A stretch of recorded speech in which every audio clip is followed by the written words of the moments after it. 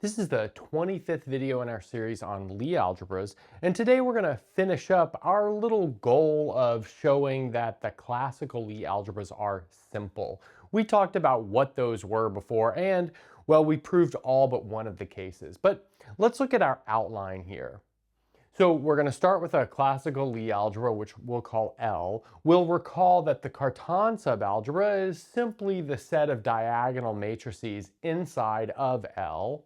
And then we perform the root space decomposition of L with respect to the roots, which we'll call the root space phi.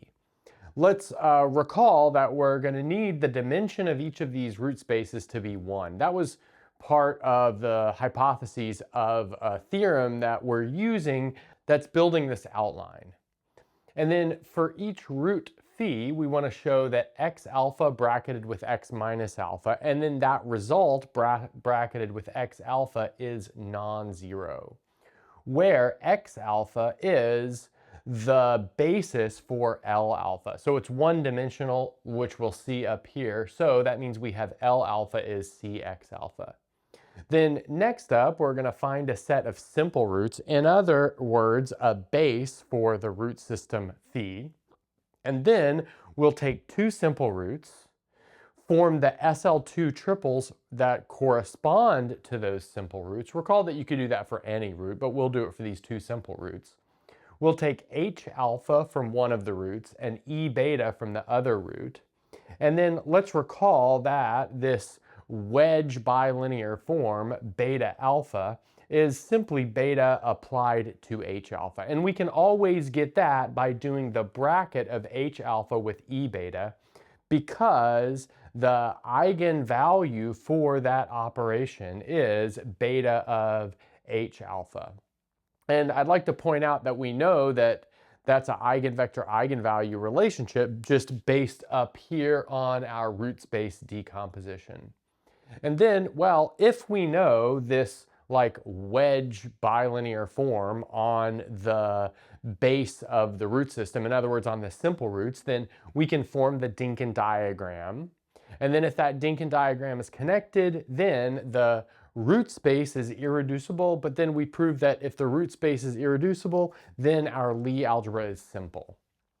Okay, so now we're going to look at symplectic Lie algebras. So in other words, we'll set L equal to SP2n. But those are all 2n by 2n matrices satisfying this rule over here. So we have X transpose times this matrix 0, in minus in 0. So that's a block matrix. Those are identity matrices, the in. And then plus, well, that matrix times X is equal to 0. So that's how, we could define, if you will, SP2n. But then we can do some maybe simplification and see that that's all matrices of the following form. So these are, again, block matrices. So M, P, and Q are all n by n matrices. So on the diagonal, we have M and minus M transpose. We've got P in the upper part and then Q in the lower part. And then, well, P and Q are both symmetric matrices. So that means P is the same thing as P transpose and Q is the same thing as Q transpose, or otherwise they satisfy that equation. Now let's look in the case when n is equal to 1. That means that all of these, blocks are just 1 by 1 matrices. In other words, they're numbers. So that simplifies down to matrices of the following form, but notice that those are simply 2 by 2 traceless matrices, meaning that that's simply SL2. So that means that what we're really looking at here is the case when n is bigger than or equal to 2. The case when n is equal to 1 is not super interesting. Now we have H, the set of diagonal matrices, is the same as before. And what I mean as before, in the SO2n case, which means that an arbitrary little h in big H can be rewritten as the following linear combination. And then, well, we're going to look at the following matrices. So these MIJs, they're going to span the M portion except for the strictly diagonal bit, which is all the H's. And then PIJs, those are going to build this kind of part in the above the diagonal, and then the QJIs are going to build this part in the lower diagonal. And then let's notice that in the case when I is equal to j for the p's, we'll simply take one of them here. Oh, I just noticed that this should have been a plus. So notice if we were just to apply this formula right here, we would get twice ei n plus I, but we'll just like maybe half that to define pii on its own. Now we'd like to know how the elements of the Cartan subalgebra interact with the rest of these pieces right here, and we can do that via the following type of calculation. So let's look at h multiplied into mij. So notice that that's gonna be the sum as k goes from 1 to n of ak, and then we've got to multiply this difference of matrices into this difference of matrices. So that's going to give us something like this. So we have ekk multiplied into eij. So that would be like this one multiplied into this one. And then we've got minus ekk multiplied into this. So en plus j comma n plus I. And then minus en plus k n plus k multiplied into this eij, and then finally plus en plus k n plus k multiplied into, let's see, this one right here. So en plus j n plus I. Great. And then, well, we know something about how these matrices multiply, and we wrote this down earlier, but let's recall that we know that E, maybe we'll use the notation RS times EUV is simply delta SU.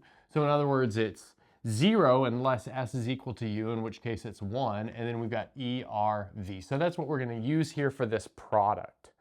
But that's going to give us AI times EIJ, and that's because this right here is only non-zero when k is equal to I, but when k is equal to I, we'll get this thing right here. And then we'll have plus AJ times En plus J, and then N plus I. And let's see, we're going to get that from perhaps this one over here. And then it's impossible to get something non-zero from these middle terms. Okay, and now we can similarly calculate Mij times H, and we'll get Aj times Eij plus Ai times En plus J N plus I. So again, that's just by a very simple or similar calculation. Now we can calculate the bracket of H with Mij. So that's, of course, this term, Hmij, minus this term. But after all is said and done, you'll see that this is Ai minus Aj times Mij. But then that motivates us to say that epsilon I minus epsilon j is a root corresponding to Mij. And then epsilon I, epsilon j, attacking this h should give us Ai minus Aj. So this is all really similar to what we had done before. That being said, let's maybe jump to these calculations being done, which I urge you to work out the rest of these brackets if you need to, and a list of roots and eigenvectors. So now we're ready to define the roots and look at the corresponding eigenvectors. So we're going to define these epsilon I in H star, so in the dual space. In other words, they take elements of H and give us numbers. By this rule right here, that epsilon I applied to H is Ai, where H is this thing right here. And now, as we saw before, the root epsilon I minus epsilon j corresponds to Mij. And then, via similar calculations, for instance, the bracket of H with Pij being Ai plus Aj Pij tells us that if we've got a root of epsilon I plus epsilon j, we should have an eigenvector Pij. And then, well, similarly for Qji, and then, well, we've got these special cases for Pii and Qii of roots 2 epsilon I and minus 2 epsilon I.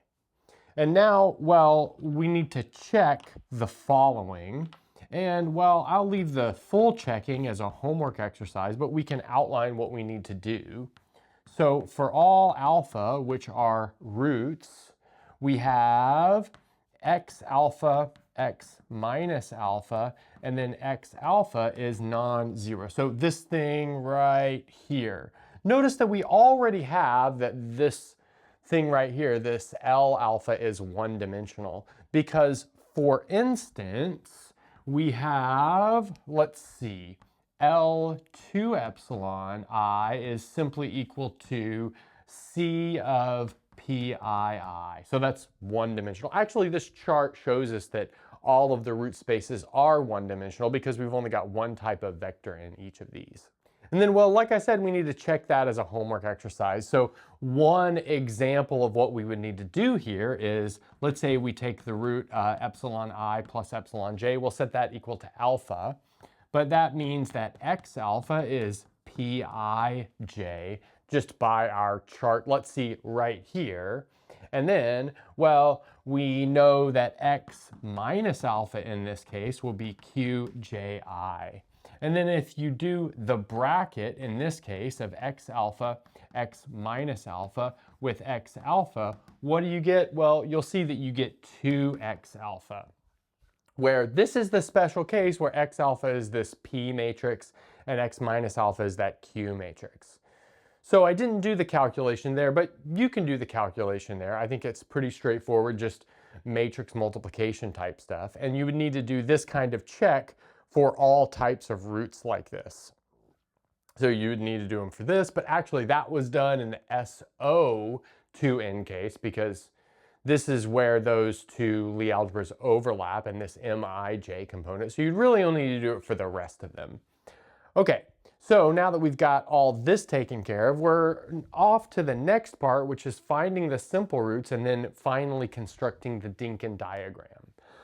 Okay, so, you know, the simple roots are not unique, but we might as well take a set of simple roots that's fairly similar to what we had before. Let's maybe take alpha I to be equal to epsilon I minus epsilon I plus 1. And this is going to be whenever I is between 1 and n minus 1. And then we'll set alpha n to be, well, that's going to be the last one. It'll be 2 epsilon n. So if this is alpha n, then, well, let's look. Pnn will be x sub alpha n, if you will. And then let's just make sure that we can get all of these. So we can get epsilon I minus epsilon j and epsilon I plus epsilon j very, very similarly to how we did in previous cases. So let's just check how we would get 2 epsilon I. So let's maybe just note that over here, that 2 epsilon I is in fact the following root string. So we've got 2 alpha I added all the way up to alpha n minus 1 and then plus alpha n. So that's how we can build this 2 epsilon I root out of our simple roots. Okay, cool. And now let's maybe note the following, which appears from previous calculations as well, and that is for all, let's see, I and j that go from 1 to n minus 1, we have this wedge inner product alpha I, alpha j. That's going to be 2 if I is equal to j. It'll be negative 1 if I and j are within 1 of each other. And it'll be 0 otherwise. So I don't need to redo this calculation because we're working with the same types of matrices that we did. These are like the Mij matrices that build this. Because the alpha I, these simple roots, are the roots for the Mij matrices. Now, let's look at alpha n with some stuff. So let's observe that E alpha n is equal to Pnn, well, just like we had before, I think. And then let's see, H alpha n is equal to ENN minus E2N2N. Okay, and then from that we can do, very, very similar calculations to give us that alpha n minus 1 with alpha n is equal to negative 1 whereas the wedge of alpha n with alpha n minus 1 is equal to -2. And then anything that we don't see on the board right here is 0. So any other kind of like wedge inner product. So that gives us the following Dinkin diagram, which we can immediately see is connected. So it's going to go something like this. So let's say down here is the alpha n minus 1 node, here's the alpha n node, and based off of our rules, we need a double edge here, and then an arrow connecting from alpha n to alpha n minus 1. But check it out, we've got a connected Dinkin diagram. Since we have a connected Dinkin diagram, we know that that eventually leads us to L being simple, which was what we wanted to show here. Okay, so next up what we want to do is a quick review on the types of diagrams we have so far. And after that, we're going to look at maybe some suspiciously similar diagrams and how they hint towards isomorphisms of Lie algebras. Okay, so the Dinkin diagrams we have so far look like this. So AN is just this chain. I should point out here that this N subscript represents the number of nodes. And then BN, which is one that we calculated before, is this chain, but then we've got a double edge at the end and an arrow pointing to the right. CN is the one we just calculated. I didn't say it was type CN, but now I am. And then DN has this little prong at the end. And now I'd like to make the following observations, and those go like this. So let's observe that if we have B2, well, that's simply going to be the following diagram, whereas C2 is really just going to be a reflection of that diagram. In other words, it's that diagram where alpha 1 and alpha 2 have changed roles, but changing roles of the only two roots shouldn't really change anything. So the fact that these diagrams are the same, that's going to hint at an isomorphism of the underlying Lie algebra. And so that would be between SO5 and, let's see, it'll be SP4. So we're not going to prove that those are isomorphic here, but we will show that eventually things with the same Dinkin diagram are isomorphic. And now, well, let's look at another hint towards an isomorphism, which we will sketch out. Let's look at A3, which looks like this, and then let's look at D3, which looks like this. Notice it does not have the chain at the beginning before the prong. But notice those are essentially the same. Here, we've just kind of like folded the two maybe vertices on either end towards each other, but that gives you the same graph. So again, that also hints towards an isomorphism of the underlying Lie algebras. And then in this case, that would be SL4 and SO, let's see, 6. And well, on the next board, I'll maybe give some sort of hint to what the explicit map between these two algebras should be, but you'll have to check the details. Okay, so let's see that. So on the last board, we hinted via Dinkin diagrams that SL4 should be isomorphic to SO6. That's A3 and D3. Let's recall the presentations for SO6 and SL4. So SO6 was made up of the following block setup where those are all 3x3 matrices, and SL4, those are simply traceless 4x4 matrices. Now, I'm not guaranteeing that this is exactly, but I think this is close to the map that takes you from SO6 to SL4, and I think it'd be a nice homework exercise to check that this either is in fact the map or tweak until it is. But essentially, how I built this was looking at how the root spaces corresponded to different elementary matrices in each of the cases and make each of them kind of line up the right way based on the, isomorphism that was happening that also created the Dinkin diagram. So anyway, this is definitely like the hardest way to show this isomorphism. As we'll see later, we'll have a much more powerful way of doing it, where essentially we just have, if a Lie algebra has the same Dinkin diagram as another Lie algebra, those will be isomorphic, but we're not quite there yet. Okay, so let's finish this video off with a quick discussion on the killing form for these classical Lie algebras. Okay, so let's quickly recall the killing form of a Lie algebra is defined as follows. So it takes in two elements of the Lie algebra and then finds the trace of the composition of their adjoint map.